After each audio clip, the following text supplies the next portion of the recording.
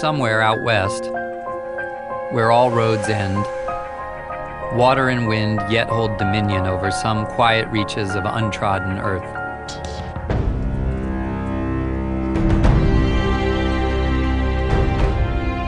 These gems of open space, grown more and more rare over the centuries, are the result of nature's conspiracy to create. They are, in fact, artscapes beyond all imagining. Outside the ability of a camera or word to convey, they are places that must be seen to be known, and once known, will never loose their grip over heart and mind. They will draw you back, as long as you live, to the wild places of the earth.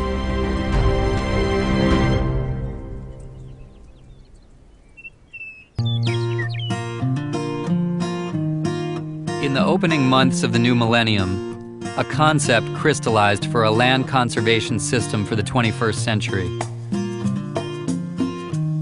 A system that would, at its onset, gather more than 26 million acres into what may be this century's greatest conservation legacy. They are the lands of the National Landscape Conservation System.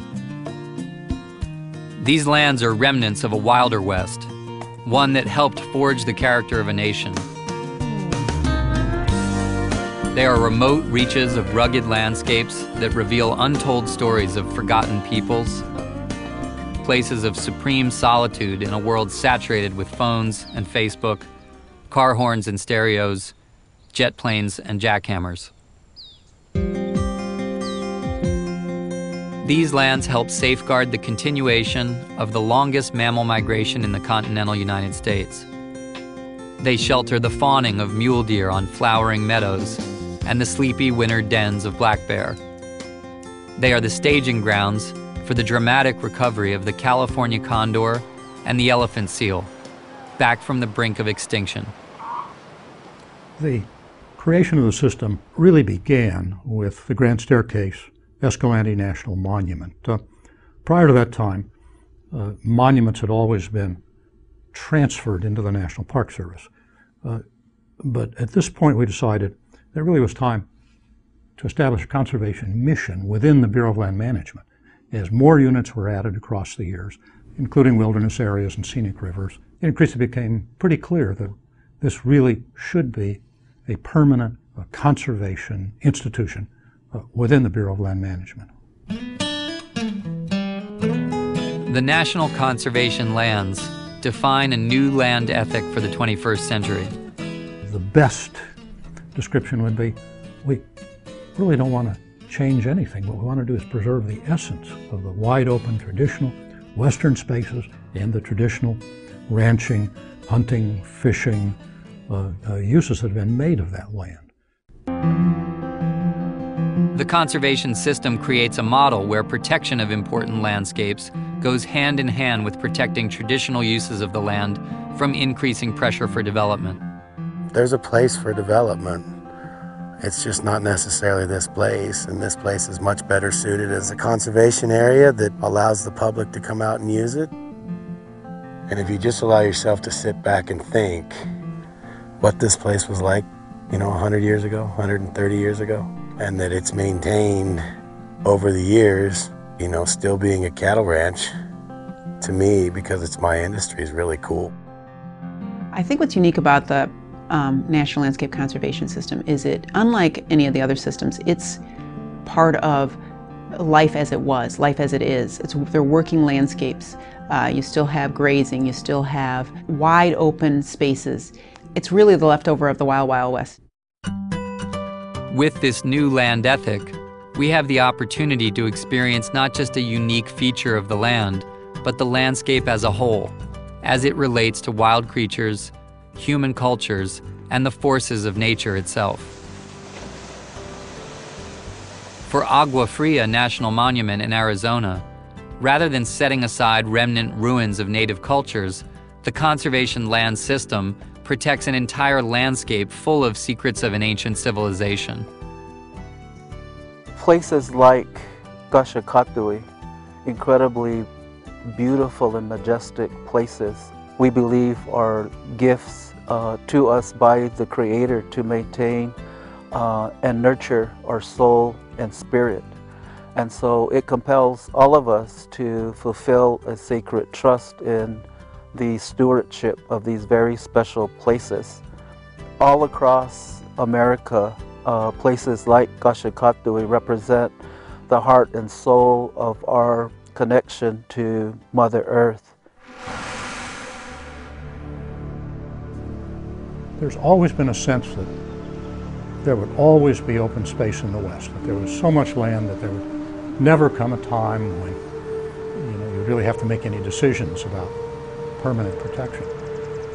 But that's all changing rapidly as the West urbanizes. You get these huge sprawling urban centers, a vastly increasing population, industrial base, and all of a sudden people are starting to look around them, particularly in the big urban areas, and say, the open spaces, if they're not disappearing, at least they're shrinking into the distance. And now is the time to begin looking at what it is we want in the next century, say 100 years from now.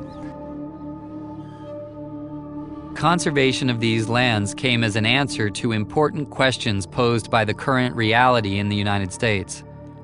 With more people and less open space, how do we maintain the open landscapes of the nation for generations to come? Could the National Landscape Conservation System provide a bridge into and between landscapes, cultures, and time for the benefit of humans and wild creatures of all kinds?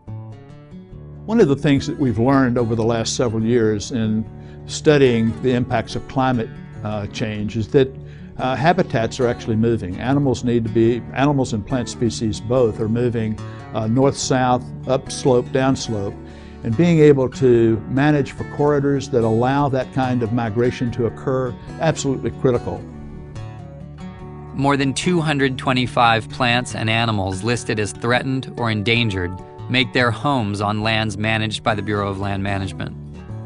The conservation mandate of the National Landscape Conservation System will help provide a safety net for wildlife seeking migration pathways and new habitat as climate change alters the landscape.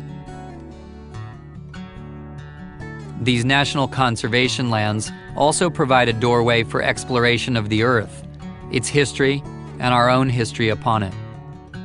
They set aside places like the Mormon Pioneer and Oregon National Historic Trails, which retrace the footsteps of thousands of Americans who long ago sought a new life in the West. They're important in terms of perpetuating the memory, perpetuating our history and our understanding of who we are as a people, where we came from, how the values that evolved were formed based on our interrelationship that we have with the land. And with millions of archaeological sites under the care of the Bureau of Land Management, protection of these important places is critical. These lands hold a wealth beyond measure. They are simultaneously a storehouse for the Earth's record of all that once lived, a haven for the descendants of the past, and a cradle for all the Earth has yet to create. In 2004, 54 million people visited Bureau of Land Management lands. The Bureau rarely develops roads and visitor centers within conservation lands. Instead, the door is open for local communities to create gateways to these special places. In the decade that has passed since the founding of the National Landscape Conservation System, much has been accomplished. Almost 2 million acres have been added to the system, bringing the total to nearly 28 million acres. In all, 886 areas have been designated a part of this land system, along with almost 8,500 miles of rivers and trails, an immense accomplishment for such a short time. But it is the next decade that will determine how the grand vision of the National Landscape Conservation System will take shape. Well, I think the key for us is understanding, the opportunities that we have today to leave a very positive legacy for future generations. We have been given the privilege of managing these public assets. Those of us who work for the Bureau of Land Management do not take that responsibility lightly. We understand that these units of the National Landscape Conservation System represent the very best of these public lands.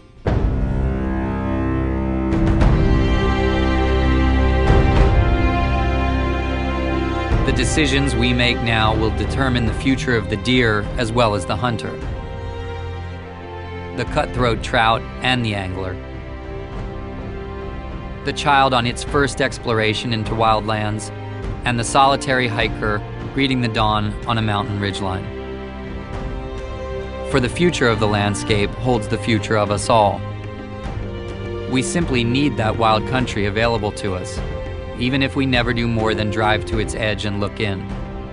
For it can be a means of reassuring ourselves of our sanity as creatures, a part of the geography of hope.